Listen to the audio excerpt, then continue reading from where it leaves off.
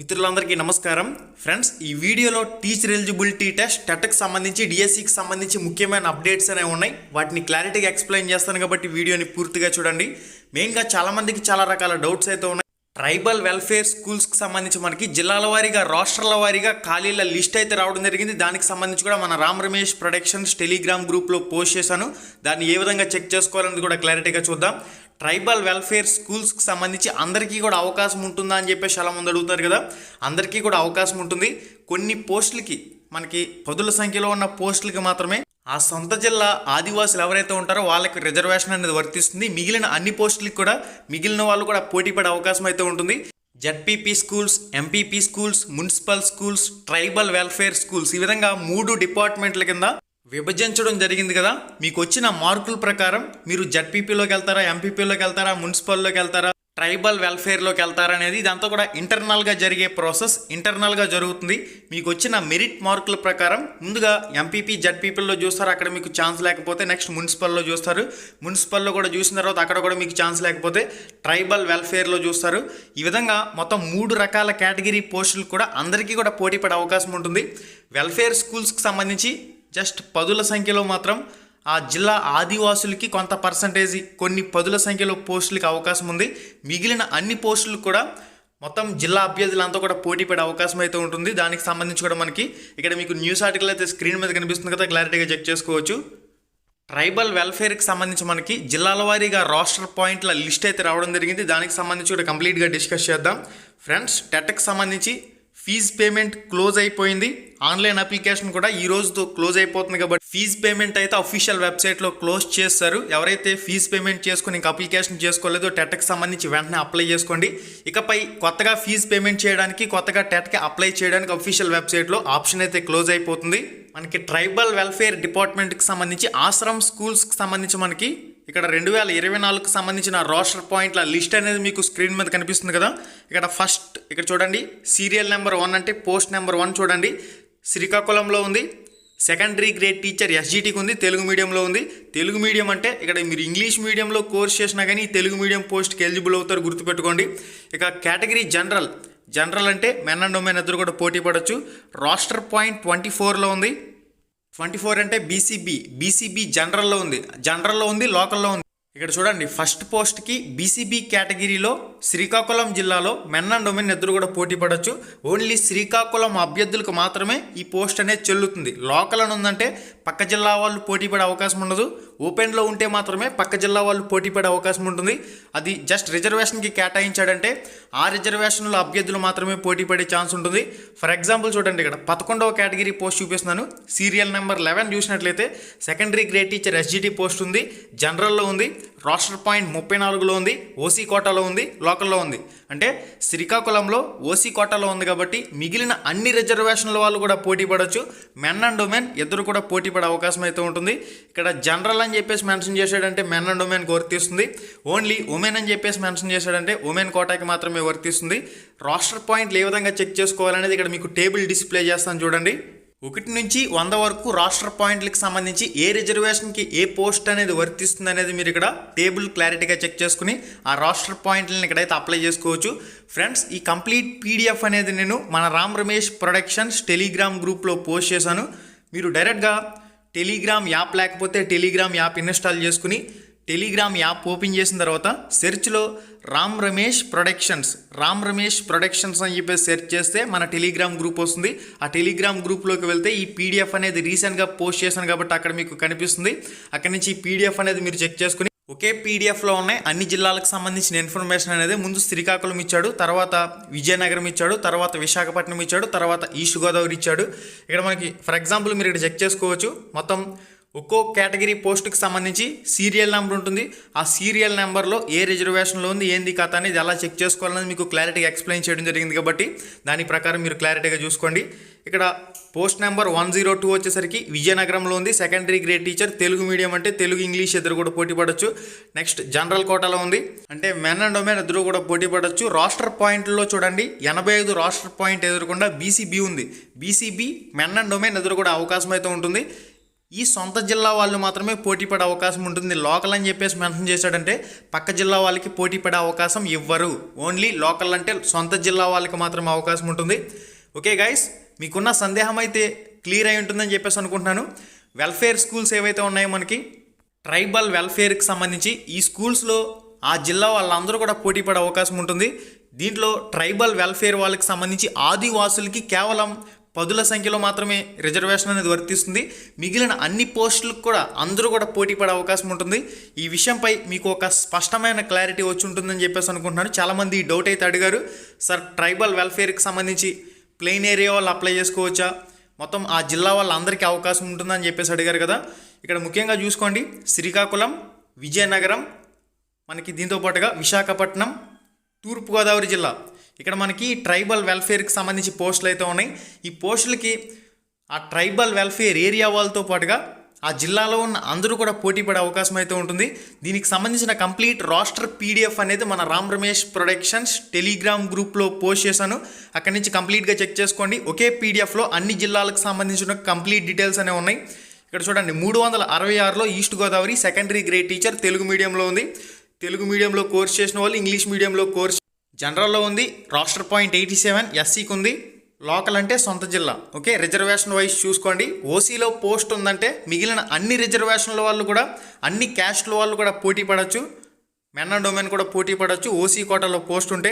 ఇక ఈడబ్ల్యూఎస్లో పోస్ట్ ఉంటే ఓసీ క్యాండిడేట్లు అయ్యుండి ఎవరికైతే ఈడబ్ల్యూఎస్ సర్టిఫికేట్ ఉందో వాళ్ళకు మాత్రమే ఆ పోస్ట్ అనేది చెల్లుతుంది. ఈ విధంగా మొత్తం ఎస్సీకి ఎన్ని పోస్టులు ఉన్నాయి, ఎస్టీకి ఎన్ని పోస్టులు ఉన్నాయి, బీసీఏకి ఎన్ని ఉన్నాయి, బీసీబీకి ఎన్ని ఉన్నాయి, బీసీసీకి ఎన్ని ఉన్నాయి, అన్నీ కూడా కంప్లీట్గా చెక్ చేసుకోండి. పీడిఎఫ్ డిస్క్రిప్షన్లో ప్రొవైడ్ చేశాను. ఈ వీడియో టైటిల్ మీద టచ్ చేయగానే కిందకు ఒక పేజ్ అలా ఓపెన్ అవుతుంది. అక్కడి నుంచి రామ్ రమేష్ ప్రొడక్షన్స్ టెలిగ్రామ్ గ్రూప్లో పీడిఎఫ్ అయితే ఉంది, చెక్ చేసుకోండి. ఇక మనకి టెట్కి సంబంధించి అఫీషియల్ వెబ్సైట్లో తాజా అప్డేట్ ఏందనేది చూసినట్లయితే ఫీజ్ పేమెంట్ అనేది క్లోజ్ చేశారు. ఇక్కడ మీకు కంప్లీట్గా కనిపిస్తుంది కదా, ఫీజ్ పేమెంట్ క్లోజ్డ్ అని చెప్పేసి మనకి ఇక్కడ చూపిస్తుంది. ప్రింట్ అప్లికేషన్ ఫామ్ అయితే మనకి ఇంకా ఎవరైతే క్యాండిడేట్ లాగిన్లోకి వెళ్ళి ఫీజ్ పేమెంట్ చేసుకుని ఆన్లైన్ అప్లికేషన్ అనేది చేసుకోలేదో మీరు ఆన్లైన్ అప్లికేషన్ అనేది సబ్మిట్ చేసుకోండి. ఆన్లైన్ అప్లికేషన్కి సంబంధించి ఈరోజు లాస్ట్ డేట్ 18వ తారీఖు లాస్ట్ డేట్. టెట్కి సంబంధించి ఆన్లైన్ అప్లికేషన్కి సంబంధించి ఫీజ్ పేమెంట్ అనేది క్లోజ్ అయిపోయింది. ఇక ఎవరు కూడా కొత్తగా ఫీజ్ పేమెంట్ చేసి క్యాండిడేట్ ఐడి పొందే అవకాశం ఉండదు. ఇప్పటి వరకు ఎవరైతే క్యాండిడేట్ ఐడి జనరేట్ చేసుకున్నారో వాళ్ళు వచ్చేసరికి నెక్స్ట్ ఆన్లైన్ అప్లికేషన్ అనేది సబ్మిట్ చేసుకునే అవకాశం ఉంటుంది. క్యాండిడేట్ లాగిన్లోకి వెళ్ళి candidate ID date of birth ఇచ్చుకుని క్యాప్చా కోడ్ ఎంటర్ చేసుకుని లాగిన్ అయ్యి మీరు ఆన్లైన్ అప్లికేషన్ అనేది సబ్మిట్ చేయొచ్చు. ఫ్రెండ్స్, టెట్కి సంబంధించి ఏ విధంగా అప్లై చేయాలి స్టెప్ బై స్టెప్ వీడియో మన ఛానల్లో ఉంది. డిఎస్సికి సంబంధించి కూడా ఏ విధంగా అప్లై చేయాలనేది స్టెప్ బై స్టెప్ వీడియో మన ఛానల్లో చేశాను కాబట్టి ఇంకా మీకు ఏదైనా డౌట్స్ ఉంటే వెంటనే ఆ వీడియోలు చూసుకుని అప్లై చేసుకోండి. ఇక్కడ లాస్ట్ డేట్ 17/2/2024 ఫీజు పేమెంట్కి సంబంధించి ఆన్లైన్ అప్లికేషన్ లాస్ట్ డేట్ వచ్చేసరికి 18/2/2024. మీరు టెట్కి సంబంధించి ఏదైనా చిన్నపాటి మిస్టేక్లు చేసినట్లయితే దాన్ని అలా వదిలేయండి. మీరు ప్రిపరేషన్పై కాన్సన్ట్రేషన్ చేయండి. మెయిన్గా సిగ్నేచర్ కానివ్వండి, ఫోటో కానివ్వండి, మీ నేమ్లో కానివ్వండి మిస్టేక్ ఏదైనా వస్తే మీరు ఎగ్జామ్ సెంటర్ వద్దకు వెళ్ళేటప్పుడు మీరు గెజిటెడ్ ఆఫీసర్ చేత హాల్ టికెట్ మీద సంతకం చేయించుకుని ఒరిజినల్ ఐడి ప్రూఫ్ అనేది తీసుకువెళ్ళి మీరు ఎగ్జామ్ రాసేటప్పుడు మీ పరీక్ష కేంద్రంలో మీకు సిగ్నేచర్ రాకపోయినా మీ నేమ్లో తప్పు వచ్చినా మీరు సరి చేసుకోవచ్చు. గతంలో ఆ విధంగా జరిగింది కాబట్టి మీరు ఏం చేస్తారంటే డిఎస్సికి మాత్రం చాలా మంచిగా నీట్గా తప్పులు లేకుండా అప్లై చేసుకునే ప్రయత్నం చేయండి. ఎవరైతే DEd final year, BEd final year వాళ్ళు కొత్తగా టెట్ రాసి ఇప్పటి వరకు టెట్ క్వాలిఫై కాలేని వాళ్ళు డిఎస్సికి అప్లై చేయొచ్చా అని చెప్పేసి అడుగుతున్నారు. దీనికి సంబంధించి కూడా అఫీషియల్ వెబ్సైట్లో అప్డేట్ చేసినట్లు సమాచారం. ఇప్పుడు ఆన్లైన్ అప్లికేషన్ ముందుకు వెళ్తున్నట్లు సమాచారం. ఒకసారి చెక్ చేసుకోండి. డిఎడ్ అదేవిధంగా బిఎడ్ ఫైనల్ ఇయర్ ఇప్పటి వరకు టెట్ క్వాలిఫై కాలేని వాళ్ళు కూడా ఆన్లైన్ అప్లికేషన్ అనేది ముందుకు వెళ్తుంది. ఒకసారి చెక్ చేసుకోండి. చాలామంది ఒక డౌట్ అడుగుతున్నారు, సార్ నేను ఓపెన్ డిగ్రీ చేశాను, నాకు అసలు ఇంటర్మీడియటే లేదు, కానీ ఇక్కడ ఇంటర్మీడియట్ హాల్ టికెట్ నెంబర్ అడుగుతున్నాడు, ఇంటర్కి సంబంధించిన డీటెయిల్స్ అడుగుతున్నాడు, మా పరిస్థితి ఏందని చెప్పేసి అడుగుతూ ఉన్నారు. మీరు దీనికి సంబంధించి అఫీషియల్ వెబ్సైట్లో హెల్ప్ లైన్ నెంబర్ని కాంటాక్ట్ అవ్వండి. మీకు కూడా దీనికి సంబంధించి అప్డేట్ చేసే అవకాశం ఉంటుంది. అప్డేట్ అయిన తర్వాత మీరు ఆన్లైన్ అప్లికేషన్ సబ్మిట్ చేసుకుంటే ముందుకు వెళ్తుంది.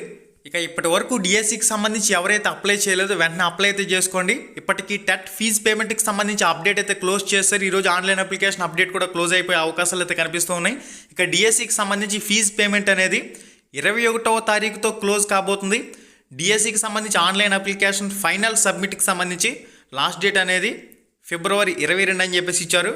డిఎస్సికి సంబంధించి వెబ్సైట్ అనేది ఆన్ చేస్తుంటే సైట్ కెనాట్ బి రీచ్డ్ అని చెప్పేసి వస్తుంది కొన్నిసార్లు. మీరు ఒక గంట లేదా 2 గంటల సమయం ఆగిన తర్వాత మళ్ళీ ట్రై చేసినట్లయితే వెబ్సైట్ వర్క్ అయ్యే అవకాశం ఉంటుంది. కాబట్టి కొన్నిసార్లు అయితే సైట్ మొత్తం ఓపెన్ కాని పరిస్థితి. అందువల్ల ఏంటంటే మీరు లాస్ట్ వరకు వెయిట్ చేయదట్టి పరిస్థితుల్లో ఇంకా ఎవరైతే డిఎస్సికి సంబంధించి అప్లై చేయలేదు వెంటనే అప్లై చేసేసుకోండి. 21వ తారీఖు ఫీజు పేమెంట్ లాస్ట్ డేట్, 22వ తారీఖు submitted online application last date. ఈ విషయాలను దృష్టిలో ఉంచుకుని మీరు సమయం ఎట్టి పరిస్థితుల్లో లాస్ట్ దాకా తీసుకువెళ్ళొద్దు. ముందుగానే మీరు ఆన్లైన్ అప్లికేషన్ అనేది చేసుకోండి. మళ్ళీ సర్వర్కి సంబంధించి ఇష్యూలు వచ్చినాయి అంటే ఇబ్బంది పడవలసిన అవసరం ఉంటుంది. కాబట్టి ఇకపై మీరు ఎవరైతే అప్లై చేయలేదో డిఎస్సికి సంబంధించి వెంటనే అప్లై చేసుకోండి. ఏ విధంగా అప్లై చేయాలి ఎలా అనేది కంప్లీట్గా నేను మన ఛానల్లో ఒక వీడియో చేశాను, ఆ వీడియో చూడండి. దాంతోపాటుగా ఈడబ్ల్యూఎస్ ఆప్షన్ కొత్తగా పెట్టాడు కాబట్టి ఈడబ్ల్యూఎస్ అంశాన్ని కూడా దృష్టిలో ఉంచుకోండి. ఓసీ క్యాండిడేట్లో మాత్రమే ఈడబ్ల్యూఎస్ ఆప్షన్ ఎస్ పెట్టుకోవాలి, మిగిలిన వాళ్ళందరికీ కూడా నో అని పెట్టుకోవాల్సి ఉంటుంది. ఇక అసలు మీ జిల్లాలో పోస్టులే లేవనుకుంటే నాన్ లోకల్ ఏ విధంగా అప్లై చేయాలని చెప్పేసి చాలామంది అడుగుతున్నారు. నాన్ లోకల్కి సంబంధించి మీరే కంప్లీట్గా ఇక్కడ చూసుకోండి. వీటి సెపరేట్గా క్లియర్గా దీనికి సంబంధించి ఇన్ఫర్మేషన్ అయితే మెన్షన్ చేయలేదు. మీరు అఫీషియల్ వెబ్సైట్లో ఉన్న హెల్ప్ లైన్ నెంబర్ పనిచేయడం లేదు.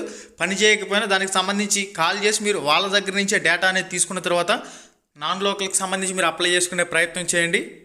టెట్కి సంబంధించి అప్లికేషన్లో చిన్నిపాటి మిస్టేక్స్ వచ్చినా ప్రాబ్లం ఉండదు, కానీ డిఎస్సికి సంబంధించి అప్లికేషన్లో కొద్దిగా జాగ్రత్తగా ఫీల్ చేయండి. ఏదైనా మీరు పెద్ద మిస్టేక్లు పెట్టినట్లయితే డేట్ ఆఫ్ బర్త్లో కానీ, మీరు డిఎస్సికి అప్లై చేసేటప్పుడు డేట్ ఆఫ్ బర్త్లో కానీ, రిజర్వేషన్లో కానీ, మీ క్యాస్ట్కి సంబంధించి పీడబ్ల్యూడి క్యాండిడేట్ ఆప్షన్లు కానీ, ఈడబ్ల్యూఎస్ ఆప్షన్లు కానీ, ఈ విధంగా ఏవైతే కొన్ని సెన్సిటివ్ అంశాలు ఉంటాయి వీటికి సంబంధించి మీరు ఏదైనా మిస్టేక్ చేసినప్పుడు ఖచ్చితంగా ఫీజు పేమెంట్ 750 రూపాయలు సెకండ్ ఫీజు పేమెంట్ చేసి ఆన్లైన్ అప్లికేషన్ చేసుకునే అవకాశం ఉంది. కాబట్టి దానిపై కూడా మీరు హెల్ప్ లైన్ నెంబర్ని కాంటాక్ట్ అయ్యి ఫుల్ డీటెయిల్స్ అనేవి తెలుసుకుని మీరు ఆన్లైన్ అప్లికేషన్ అనేది కొత్తగా సబ్మిట్ చేయాలంటే సబ్మిట్ చేసుకోవచ్చు. లాస్ట్ డేట్ ఫీజు పేమెంట్కి సంబంధించి డిఎస్సికి అయితే 21వ తారీఖు వరకు ఉంది. ఇక 22వ తారీఖుతో ఆన్లైన్ సబ్మిటెడ్ అప్లికేషన్ డేట్ కూడా ముగుస్తుంది. ఓకే గైస్, ఇది కంప్లీట్గా ఇన్ఫర్మేషన్.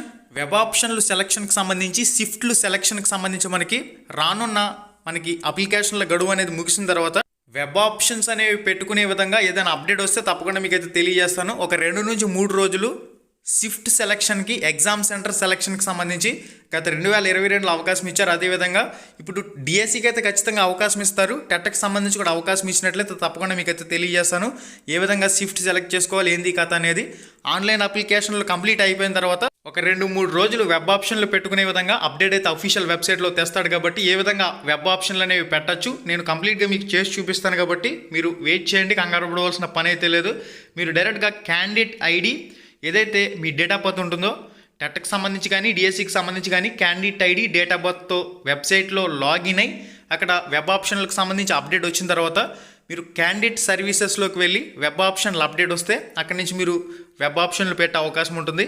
ఎవరైతే ఫస్ట్ సెలెక్ట్ చేసుకుంటారో వాళ్ళకి మీరు కోరుకున్న సెంటర్లో ఎగ్జామ్ సెంటర్ అనేది వచ్చే అవకాశం ఉంటుంది. కాబట్టి గతంలో 2022లో మీరు ఏ షిఫ్ట్లో ఏ జిల్లాలో ఎగ్జామ్ రాయాలనుకుంటున్నారని మీరు సెలెక్ట్ చేసుకునే అవకాశం కల్పించారు. కాబట్టి ఇప్పుడు కూడా ప్రిఫరెన్స్ అనేది తీసుకున్నారు. 6 జిల్లాలకు సంబంధించి టెట్కి సంబంధించి ఎగ్జామ్ సెంటర్ ఎక్కడ కోరుకుంటున్నారనే ప్రిఫరెన్స్ తీసుకున్నారు. కాబట్టి దాని ప్రకారం మీకు ఎగ్జామ్ సెంటర్కి సంబంధించి వెబ్ ఆప్షన్లు అప్డేట్ ఇచ్చే అవకాశాలు అయితే ఉంటాయి. ఏదైనా అప్డేట్ వచ్చినట్లయితే తప్పకుండా మీకు అయితే పోస్ట్ చేయడం జరుగుతుంది. కాబట్టి వెయిట్ చేయండి.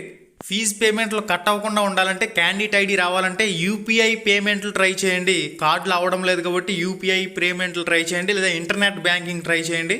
మనకి నెక్స్ట్ అప్డేట్ వచ్చేసరికి గ్రూప్ 2 ప్రిలిమినరీకి సర్వం సిద్ధమంటూ మనకి ఇన్ఫర్మేషన్లో రావడం జరిగింది. హాల్ టికెట్లు డౌన్లోడ్ చేసుకున్న 3,40,000 మంది విద్యార్థులు 25న పరీక్ష, 25న ఎవరికైతే ఎస్బీఐ పరీక్ష ఉందో వీళ్ళకి వచ్చేసరికి మార్చి 4న రాసే అవకాశం అయితే కల్పిస్తున్నారు. ఎస్బీఐ పరీక్ష వాయిదా పడుతుంది, కానీ గ్రూప్ 2కి సంబంధించి ప్రిలిమినరీ పరీక్ష అయితే ఎట్టి పరిస్థితుల్లో వాయిదా పడదంటూ కూడా దీనికి సంబంధించి కంప్లీట్ డేటా అంతా కూడా రావడం జరిగింది. బ్యాంక్ ఉన్నతాధికారులకు లేఖ రాసిన ఏపీపీఎస్సీ అంగీకారం తెలిపిన ఎస్బీఐ అంటూ కూడా మనకి ఇన్ఫర్మేషన్లో ఉంది. ఎస్బీఐకి లేఖ రాసిన ఏపీపీఎస్సీ ఈ విషయాన్ని సీరియస్గా తీసుకున్న ఏపీపీఎస్సీ అధికారులు ఇక్కడ ఎస్బీఐకి సంబంధించి లెటర్ రాశారు. 4,83,522 మంది దరఖాస్తు చేసుకున్నారని, పరీక్ష నిర్వహణకు అన్ని ఏర్పాట్లు పూర్తి చేశామని వివరించారు. ఈ నేపథ్యంలో గ్రూప్ 2తో పాటుగా ఎస్బీఐ మెయిన్స్ రాసే అభ్యర్థులకు ఇబ్బంది లేకుండా మార్చి 4న జరిగే విధంగా ఎస్బీఐ స్లాట్ వారికి ఇచ్చే అవకాశాలు అయితే కల్పించాలని కోరారు. దీనిపై సానుకూలంగా స్పందించిన ఎస్బీఐ అధికారులు ఈ నెల 25న గ్రూప్ 2 ప్రిలిమ్స్కు హాజరయ్యే ఎస్బీఐ అభ్యర్థులకు మార్చి 4న జరిగే స్లాట్లో అవకాశం కల్పించేందుకు అంగీకరించారు. దీనికి 2 రోజులు పరీక్ష రాసే అభ్యర్థుల వివరాలను ఏపీపీఎస్సీ సేకరిస్తుంది. ఎవరైతే ఈ 25వ తారీఖున ఏపీపీఎస్సీ గ్రూప్ 2 పరీక్ష రాసి ఎస్బీఐ అభ్యర్థులు ఉన్నారో ఈ ఎస్బీఐ అభ్యర్థులందరూ కూడా ఇక్కడ ఏపీపీఎస్సీ ఒక మెయిల్ అయితే ఇక్కడ ఇవ్వడం జరిగింది. ఈ మెయిల్ ఐడికి మీ డీటెయిల్స్ అనేవి పంపించినట్లయితే వీళ్ళు ఎస్బీఐకి ఆ డీటెయిల్స్ని పంపిస్తారంటూ కూడా మనకి ఇన్ఫర్మేషన్లో పబ్లిష్ చేస్తున్నారు. గ్రూప్ 2తో పాటుగా ఎస్బీఐ పరీక్ష రాసేందుకు 14 మంది ఉన్నట్లు తెలిసింది. పరీక్ష నాటికి ఎంతమంది అయితే ఉంటారో వారందరి వివరాలను కూడా ఇక్కడ ఎస్బీఐకి పంపిస్తామంటూ కూడా APPSC Andhra Pradesh public service commission చెప్తుంది. అభ్యర్థుల వివరాలు పంపించండి అంటూ కూడా మనకి ఇన్ఫర్మేషన్లు ఇచ్చారు. ఈ నెల 19 రాత్రి 12 గంటలలోపు ఇక్కడ ఏపీపీఎస్సీ హెల్ప్ డెస్క్ @gmail.com అనే దానికి ఎవరైతే ఇదే రోజు ఎస్బీఐ ఎగ్జామ్ రాసే అభ్యర్థులు ఉన్నారో వాళ్ళకి సంబంధించిన డీటెయిల్స్ అనేవి ఈ మెయిల్ ఐడికి పంపించండి. మీకు ఎగ్జామ్ అనేది ఎస్బీఐకి సంబంధించి మార్చి 4కి వాయిదా వేయడం జరుగుతుందంటూ కూడా మనకి ఇన్ఫర్మేషన్లు ఇచ్చున్నారు. 4,83,552 మంది అయితే దరఖాస్తు చేసుకున్నారు. గ్రూప్ 2 ప్రిలిమినరీ పరీక్షకు సంబంధించి 899 పోస్టులకు సంబంధించి ఈ గ్రూప్ 2కి సంబంధించి పరీక్ష అయితే జరగబోతుంది. ఇప్పటివరకు హాల్ టికెట్స్ అనేవి 3,40,000 మందికి పైగా డౌన్లోడ్ అయితే చేసుకున్నారు. మీరు ఇంకా హాల్ టికెట్స్ అనేవి డౌన్లోడ్ చేసుకోకపోతే డైరెక్ట్గా APPSC Andhra Pradesh public service commission official వెబ్సైట్లోకి వెళ్ళి అక్కడ ఏదైతే ఏపీపీఎస్సీ క్యాండిడేట్ ఐడి ఉంటుందో ఆ candidate ID date of birth enter చేసుకుని మీరు దీనికి సంబంధించి డీటెయిల్స్ అనేవి చెక్ చేసుకోవచ్చు. ఒకవేళ మీకు సైట్ అనేది ఓపెన్ కాకపోతే మీ ఏదైతే క్యాండిడేట్ ఐడి ఉంటుందో ఏపీపీఎస్సీకి సంబంధించి ఫర్గాట్ పాస్వర్డ్ క్లిక్ చేసుకుని పాస్వర్డ్ అనేది చేంజ్ చేసుకుని మీరు వెబ్సైట్లోకి వెళ్ళి మీ హాల్ టికెట్ అనేది మీరు డౌన్లోడ్ చేసుకునే అవకాశం అయితే ఉంటుంది కాబట్టి ఒకసారి చెక్ చేసుకోండి. ఇది ఏపీపీఎస్సీ ఆంధ్రప్రదేశ్ పబ్లిక్ సర్వీస్ కమిషన్కి సంబంధించి గ్రూప్ 2 ప్రిలిమినరీకి సంబంధించిన కంప్లీట్ ఇన్ఫర్మేషన్. ఇక టెట్కి సంబంధించి డిఎస్సికి సంబంధించి ప్రాక్టీస్ పరంగా మనకి ఏవైతే కొత్త పాఠ్య పుస్తకాలు ఉన్నాయో కొత్త పాఠ్య పుస్తకాలకు అనుగుణంగా 3వ తరగతి నుంచి 9వ తరగతి వరకు అదేవిధంగా 10th క్లాస్లో చేంజెస్ అనేవి లేవు. వీటికి అనుగుణంగా ప్రాక్టీస్ పరంగా బుక్స్ అనేవి మీరు ఆర్డర్ చేసుకునేందుకు కంప్లీట్ రివ్యూ వీడియో మన ఛానల్లో ఉంది. ఈ వీడియో టైటిల్ మీద టచ్ చేయండి, కిందకు ఒక పేజ్ అలా ఓపెన్ అవుతుంది. లాస్ట్ అండ్ ఫైనల్ ప్రింట్ అయితే ఉంది 9989191997 బిడ్ బ్యాంక్ పుస్తకాలు, ప్రాక్టీస్ పుస్తకాలు, బిట్స్ పుస్తకాలు. కాబట్టి ఎవరైతే ప్రాక్టీస్ పరంగా కావాలనుకుంటున్నారో వెంటనే ఆర్డర్ చేసుకోండి. ఓకే గైస్, మళ్ళీ వీడియోలో మళ్ళీ కలుసుకుందాం.